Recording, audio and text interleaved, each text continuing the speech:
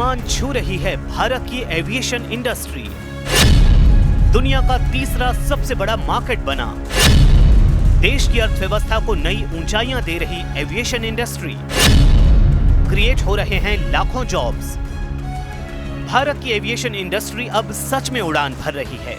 तीसरे सबसे बड़े एविएशन मार्केट के रूप में भारत अब केवल उड़ानों का नहीं बल्कि सपनों और संभावनाओं का भी केंद्र बन चुका है।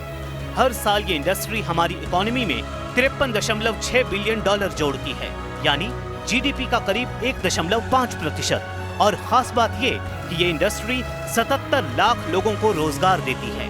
IATA के कंट्री डायरेक्टर अमिताभ खोसला कहते हैं, ये सिर्फ एक ट्रांसपोर्ट सेक्टर नहीं बल्कि एक इकोनॉमिक इंजन है। ये रोजगार देता है, इन्वेस्टमेंट लाता है और देश को दुनिया से जोड़ता है। हवाई कनेक्टिविटी किसी देश की प्रतिस्पर्धात्मकता, उत्पादकता और पर्यटन को बढ़ाती है। साल 2023 में इस उद्योग ने 77 लाख नौकरियों को इजाद किया और अर्थव्यवस्था में 53.6 बिलियन डॉलर का योगदान दिया। एविएशन पर निर्भर हमारी टूरिज्म इंडस्ट्री जीडीपी में 27.1 बिलियन रुपए जोड़ती है और 50 लाख लोगों को रोजगार देती है। इंटरनेशनल टूरिस्ट हर साल 29.4 बिलियन डॉलर की खरीदारी के जरिए अर्थव्यवस्था को मजबूत करते हैं। कुल मिलाकर यात्रा और पर्यटन क्षेत्र 2023 में जीडीपी का 6.5% और कुल रोजगार का 8.9% हिस्सा रहा। कोविड के बाद भारत ने जिस रफ्तार से एविएशन में वापसी की है वो दुनिया के लिए एक मिसाल है। इंटरनेशनल फ्लाइट्स 2019 से भी 20% ज्यादा और डोमेस्टिक फ्लाइट्स में 8% की ग्रोथ। साल 2023 में सेंट्रल ईस्ट भारतीय यात्रियों का सबसे पसंदीदा डेस्टिनेशन रहा, जहां 1.37 करोड़ लोग गए। इसके बाद एशिया प्रशांत और यूरोप का स्थान रहा।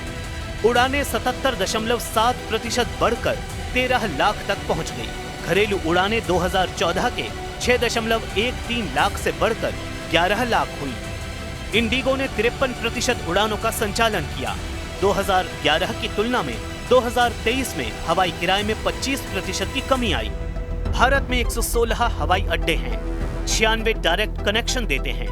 हर दिन 521 इंटरनेशनल फ्लाइट्स संचालित होती हैं। 5 साल में 103 नए अंतर्राष्ट्रीय रूट शुरू हुए।